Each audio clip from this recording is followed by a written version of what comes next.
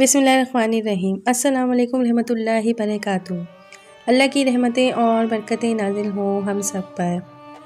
دعا ہے کہ یا رب جو کوئی حضرت آدم علیہ السلام کے بارے میں یہ دلچسپ معلومات سن لے تو اسے حضرت آدم علیہ السلام کے فیضان سے مالا مال فرما اور اس سے ہمیشہ ہمیشہ کے لیے راضی ہو جا۔ ویڈیو کو اینڈ تک ضرور دیکھیے گا، ویڈیو کو بالکل بھی اسکپ نہیں کیجیے گا۔ اللہ تعالیٰ نے جب حضرت آدم علیہ السلام سے حضرت بی بی حوا رضی اللہ تعالیٰ عنہ کو پیدا فرمایا تو حضرت آدم علیہ السلام نے ان کی طرف دست محبت بڑھانے کا ارادہ کیا تو فرشتوں نے عرض کی، اے آدم علیہ السلام ٹھہر جائیں، پہلے ان کا حق مہر ادا کر دیں۔ آپ علیہ السلام نے فرمایا، ان کا حق مہر کیا ہے؟ فرشتوں نے عرض کی، ان کا مہر یہ ہے کہ آپ ہمارے سردار حضرت محمد مصطفیٰ صلی اللہ علیہ وآلہ وسلم پر 3 یا 10 مرتبہ درود شریف پڑھ دیں۔ چنانچہ آپ علیہ السلام نے درود پاک پڑھا اور فرشتوں کی گواہی سے آپ علیہ السلام کا حضرت بی بی حوا رضی اللہ تعالیٰ عنہ سے نکاح ہو گیا۔ اس سے معلوم ہو گیا کہ نبی اکرم صلی اللہ علیہ وسلم ہر موجودہ چیز کے لیے وسیلہ ہیں، یہاں تک کہ اپنے والد حضرت آدم علیہ السلام کا بھی وسیلہ ہیں۔ اللہ کریم نے زمین و آسمان بنانے سے پہلے فرشتوں کو پیدا فرمایا، پھر جنات کو آگ کے شعلے سے پیدا کیا گیا اور اس کے بعد اللہ تعالیٰ نے انسان کو پیدا کیا۔ سب سے پہلے انسان اللہ پاک کے پیارے پیارے نبی حضرت آدم علیہ السلام ہیں اور آپ پہلے رسول بھی ہیں جو شریعت لے کر اپنی اولاد کی جانب بھیجے گئے۔ حضرت نوح علیہ السلام کو اول رسول اس وجہ سے کہا جاتا ہے کہ آپ علیہ السلام کفر و شرک پھیلنے کے بعد سب سے پہلے مخلوق کی ہدایت کے لیے بھیجے گئے۔ حضرت آدم علیہ السلام پہلے خلیفہ اللہ بھی ہیں، جیسا کہ پارہ نمبر 1 سورہ بقرہ آیت نمبر 30 میں ارشاد ہوا ہے، ترجمہ: اور یاد کرو جب تمہارے رب نے فرشتوں سے فرمایا میں زمین میں اپنا نائب بنانے والا ہوں۔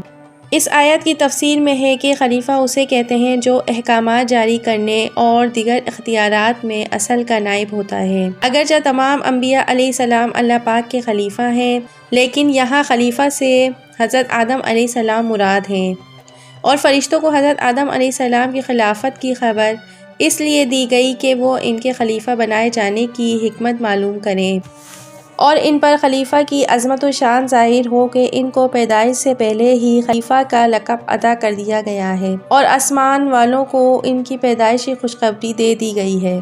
رسول اکرم صلی اللہ علیہ وسلم اس سے پاک ہے کہ اسے کسی سے مشورے کی ضرورت ہو، البتہ یہاں خلیفہ بنانے کی خبر فرشتوں کو ظاہری طور پر مشورے کے انداز میں دی گئی ہے۔ اس سے اشارتاً معلوم ہوتا ہے کہ کوئی اہم کام کرنے سے پہلے اپنے ماتحت افراد سے مشورہ کر لیا جائے تاکہ اس کام سے متعلق ان کے ذہن میں جو کوئی بات ہو تو اس کا حل ہو سکے یا کوئی ایسی مفید رائے مل جائے جس سے وہ کام مزید بہتر انداز سے ہو جائے۔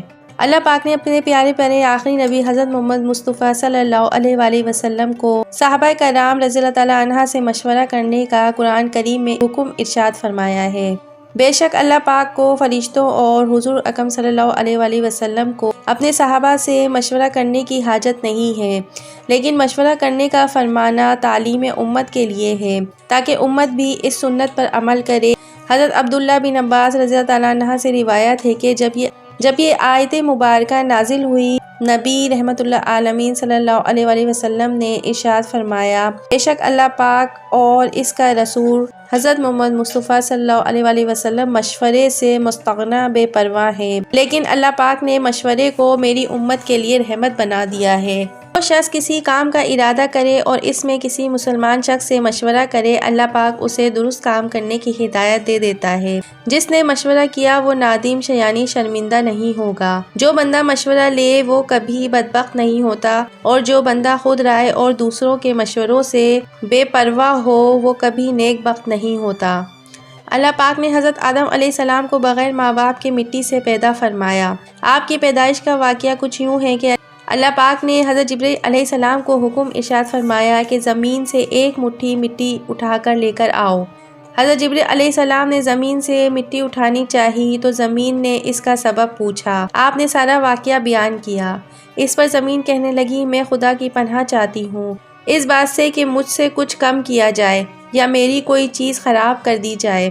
حضرت جبریل علیہ السلام مٹی لیے بغیر واپس لوٹ آئے اور عرض کی، اے میرے اللہ، زمین نے تیری پناہ مانگی تو میں تیرے نام کی پاکی اور تیری عزت کا ادب کرتے ہوئے واپس آ گیا اور اسے پناہ دے دی۔ پھر اللہ پاک نے حضرت میکائیل علیہ السلام کو بھیجا تو انہوں نے بھی اسے پناہ دے دی اور بارگاہ الہی میں وہی عرض کی جو حضرت جبریل علیہ السلام نے عرض کی تھی۔ پھر اللہ تعالیٰ نے حضرت اسرافیل علیہ السلام کو بھیجا تو وہ بھی اسی طرح واپس آ گئے۔ پھر حضرت اسرائیل علیہ السلام کو بھیجا۔ جب زمین نے ان سے پناہ مانگی تو انہوں نے فرمایا، میں اس بات سے اللہ پاک کی پناہ مانگتا ہوں کہ اس کے حکم پر عمل کیے بغیر واپس چلا جاؤں۔ چنانچہ انہوں نے زمین سے مٹی لے لی تو اللہ پاک نے روح قبض کرنے کا کام بھی انہی کے ذمے لگا دیا کہ تم نے ہی اس مٹی کو زمین سے الگ کیا ہے اور تم ہی اس کو ملانا۔ اس کا نام ملک الموت یعنی موت کا فرشتہ رکھا گیا۔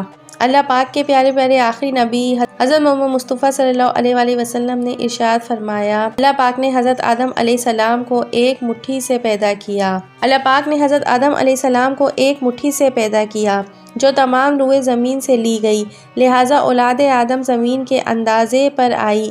اس میں سرخ و سفید اور کالے اور درمیانے اور نرم و سخت، پلید و پاک ہیں۔ بعض حضرات نے فرمایا کہ حضرت آدم علیہ السلام کی مٹی میں 60 قسم کے رنگ شامل کیے گئے ہیں، وہ تمام آپ کی اولاد میں پائے جاتے ہیں۔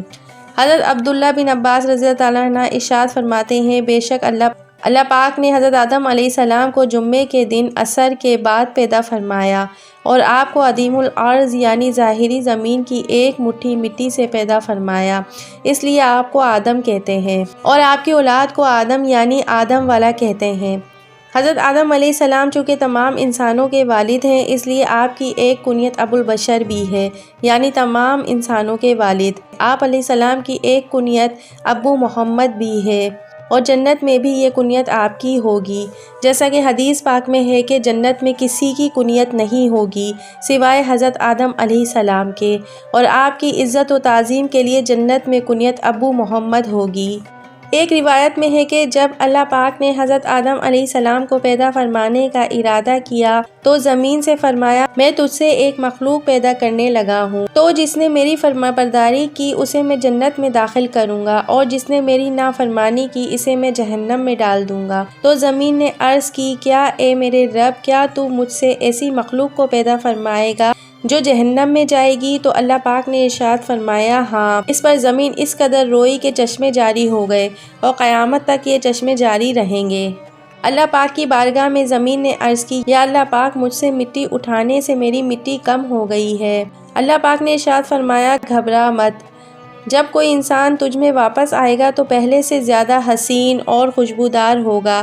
یہی وجہ ہے کہ مردے کو عطر مشک سے خوشبودار کیا جاتا ہے۔ انسان کی زندگی میں خوشیاں کم اور غم زیادہ کیوں ہیں؟ اللہ پاک کے حکم سے جب زمین سے مٹی جمع کر لی گئی تو اللہ پاک نے حکم ارشاد فرمایا کہ اس کو وہاں رکھو جہاں آج خانہ کعبہ ہے۔ پھر فرشتوں کو حکم ہوا کہ اس مٹی کا مختلف پانیوں سے گارا بنائیں۔ پھر اس پر 40 دن بارش ہوئی، 39 دن غم کی بارش اور 1 دن خوشی کی، اس لیے انسان کی زندگی میں خوشی کم اور غم زیادہ ہوتے ہیں۔ حضرت آدم علیہ السلام کا مبارک خمیر جس مٹی سے تیار ہوا، اس سے بچ جانے والی مٹی شریف سے کھجور کا درخت تیار کیا گیا، جیسا کہ مسلمانوں کے چوتھے خلیفہ حضرت مولا علی شیر خدا رضی اللہ تعالیٰ عنہ بیان فرماتے ہیں کہ حضور اکرم صلی اللہ علیہ وآلہ وسلم نے ارشاد فرمایا، کھجور کا احترام کرو کیونکہ یہ تمہارے والد حضرت آدم علیہ السلام کی بچی ہوئی مٹی سے پیدا کی گئی ہے۔ اور ایک روایت میں ہے کہ کھجور، انار اور انگور کو حضرت آدم علیہ السلام کی بچی ہوئی مٹی سے پیدا کیا گیا ہے۔ جب حضرت آدم علیہ السلام کے مبارک وجود کا گارا بنایا گیا تو اسے ہواؤں کے ذریعے اتنا خشک کیا گیا کہ وہ بجنے والی مٹی کی طرح ہو گیا جیسے ٹھیکری۔ پھر فرشتوں کو حکم ارشاد ہوا، اس کو میدان عرفات کے پاس وادی نعمان میں رکھ دو، اور اس کے بعد اللہ تعالیٰ نے اپنے دستے قدرت سے حضرت آدم علیہ السلام کا وجود بنایا۔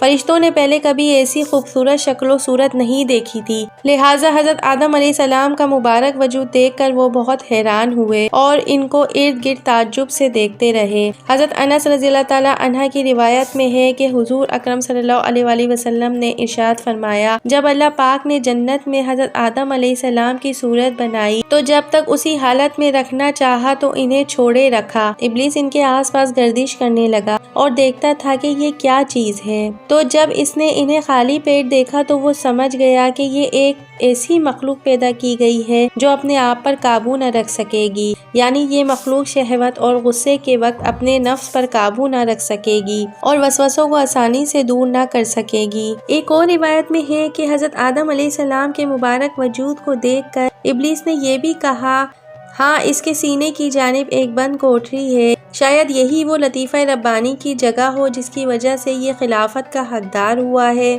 ابلیس نے فرشتوں سے پوچھا، اگر اسے یعنی حضرت آدم علیہ السلام کو تم سے افضل بنایا گیا تو تم کیا کرو گے؟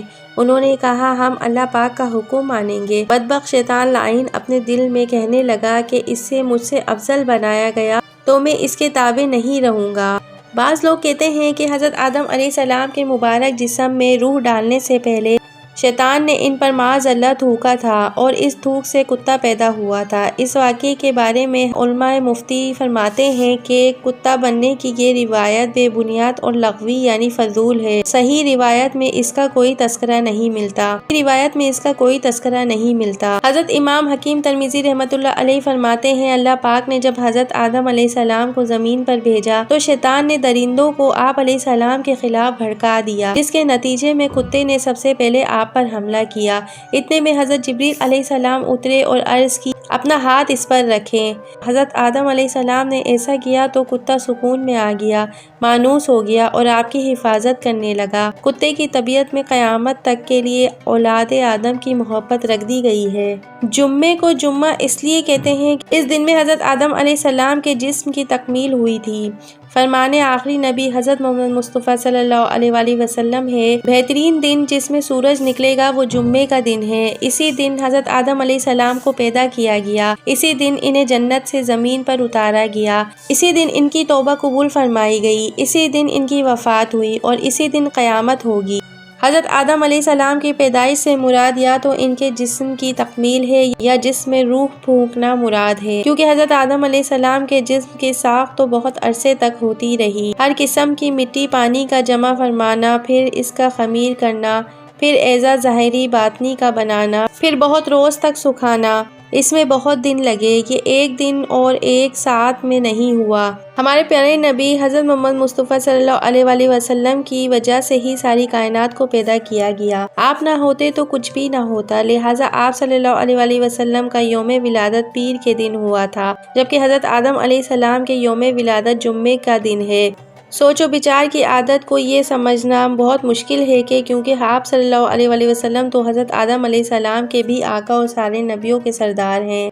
اللہ پاک نے جب روح کو حضرت آدم علیہ السلام کے جسم میں داخل ہونے کا ارشاد فرمایا تو روح نے عرض کیا، یا اللہ پاک، یہ جگہ نہایت گہری اور اندھیری ہے۔ 3 بار حکم الہی ہوا اور تینوں بار روح نے یہی عرض کی تو اللہ پاک نے فرمایا، نہ چاہتے ہوئے داخل ہو تو پھر نکلنے میں بھی سخت تکلیف ہوگی۔ یہی وجہ ہے کہ جب انسان کے جسم سے روح نکلتی ہے تو سخت تکلیف ہوتی ہے۔ بعض روایت میں ہے کہ تب نور محمد مصطفیٰ صلی اللہ علیہ وآلہ وسلم سے وہ مبارک قالب یعنی وجود جگمگا دیا گیا، یعنی وہ نور پیشانی حضرت آدم علیہ السلام میں امانت رکھا گیا۔ اب روح آہستہ آہستہ داخل ہونے لگی۔ سب سے پہلے روح سر میں داخل ہوئی تو حضرت آدم علیہ السلام کو چھینک آئی۔ اللہ پاک نے آپ کے دل میں الحمدللہ کہنے کا الہام فرمایا تو آپ نے الحمدللہ پڑھا، اس پر خود اللہ کریم نے یرحمک اللہ فرمایا۔ جب روح کمر شریف تک پہنچی تو آپ علیہ السلام نے اٹھنا چاہا مگر نیچے تشریف لے آئے، کیونکہ نیچے کے حصے تک ابھی بھی روح نہیں پہنچی تھی۔ جب تمام جسم روح پہنچ گئی تو اللہ پاک نے آپ کو ارشاد فرمایا، اے آدم میں کون ہوں؟ حضرت آدم علیہ السلام نے عرض کیا، تو اللہ ہے، تیرے سوا کوئی عبادت کے لائق نہیں۔ اللہ پاک نے ارشاد فرمایا، تو نے صحیح کہا ہے۔ ترمذی شریف میں ہے کہ اللہ پاک نے آپ کو ارشاد فرمایا، اے آدم، فرشتوں کی اس بیٹھی ہوئی جماعت کے پاس جاؤ اور کہو السلام علیکم۔ چنانچہ انہوں نے السلام علیکم کہا تو فرشتوں نے جواب دیا، علیک السلام ورحمۃ اللہ۔ پھر آپ علیہ السلام اللہ پاک کی بارگاہ میں واپس حاضر ہوئے تو اللہ پاک نے ارشاد فرمایا، یہ تمہارا اور تمہاری اولاد کا آپس میں سلام ہے۔ اس واقعے سے یہ بھی پتہ چلتا ہے کہ سلام کرنا بہت پرانی سنت ہے۔ اور سلام میں پہل کرنے کا ثواب زیادہ ملتا ہے۔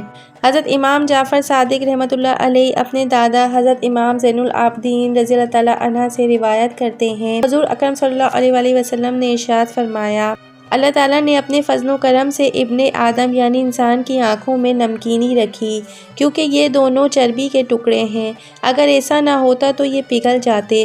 اللہ پاک نے ابن آدم پر مہربانی کرتے ہوئے اس کے کانوں میں کرواہٹ رکھی، جو کیڑے مکوڑوں کے لیے رکاوٹ ہے، کیونکہ اگر کوئی کیڑا کان میں داخل ہو جائے تو دماغ تک پہنچ جاتا ہے، لیکن جب کرواہٹ چکھتا ہے تو نکل کر باہر بھاگتا ہے۔ اللہ پاک نے اپنی رحمت سے ابن آدم کے ناک کے سوراخوں میں حرکت یعنی گرمائش رکھی، جس سے وہ بو سونگھتا ہے، اگر یہ نہ ہو تو دماغ بدبودار ہو جائے۔ اللہ پاک نے ابن آدم پر فضل و احسان کرتے ہوئے ان کے ہونٹوں میں مٹھاس رکھی، جس کے ذریعے وہ ذائقہ چکھتا ہے اور لوگ اس کی گفتگو کی مٹھاس سے لطف اندوز ہوتے ہیں۔